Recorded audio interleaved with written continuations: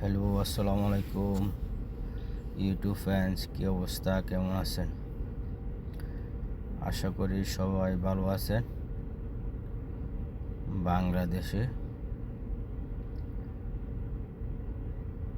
যে সাবেক প্রধানমন্ত্রী শেখ হাসিনার বক্তব্যকে কেন্দ্র করে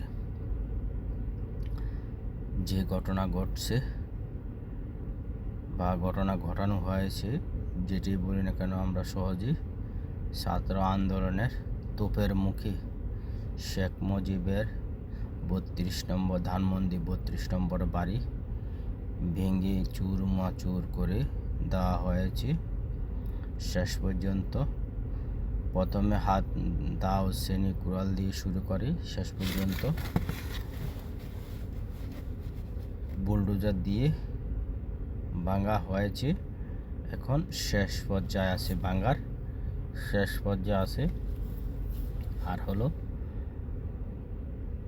ওর পরের দিন মানে বৃহস্পতিবার সকাল রাত্রে শুরু করছে। শুক্রবারের সকালে নৈশভোজের আয়োজন করা হয়েছে। শুক্রবারের সকালে খাওয়া দাওয়ার আয়োজন করা হয়েছে, খিচুড়ি খানা হয়েছে এখানে।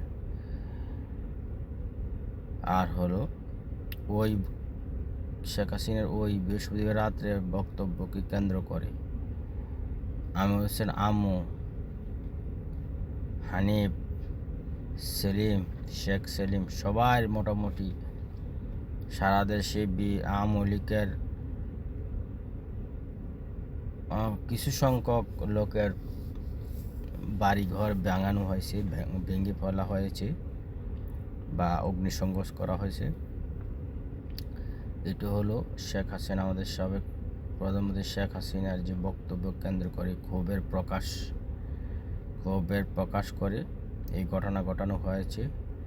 তো ধানমন্ডি ৩২ নম্বর এবং কি ওখানে নাকি আয়নাগরের আলামত পাওয়া গেছে। আসলে কতটুকু সত্য ওটা আর ২-৪ দিন পরে যাইলেই ক্লিয়ার হয়ে যাবে, কারণ এখনও তো যে এটা আয়নাগর বলছে, এটা আয়নাগর, এটা হচ্ছে পানির নিচের অংশে, পানির নিচে পড়ে আসে।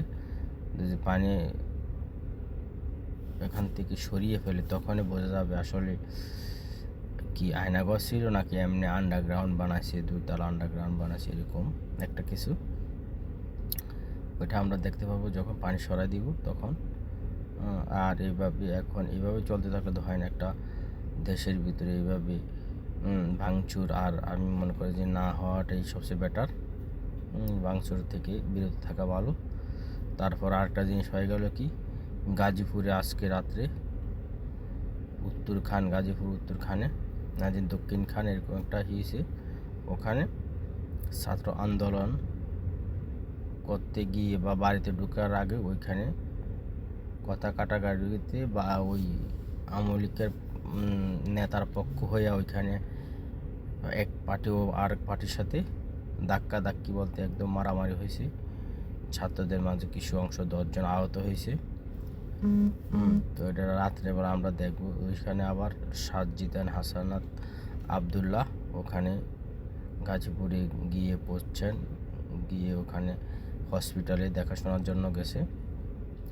আসলে এটা কি হয় পরবর্তীতে ওইটার আসলে আমরা এখনও জানি না, তবে অনাকাঙ্ক্ষিত কিছু না ঘটাই ভালো।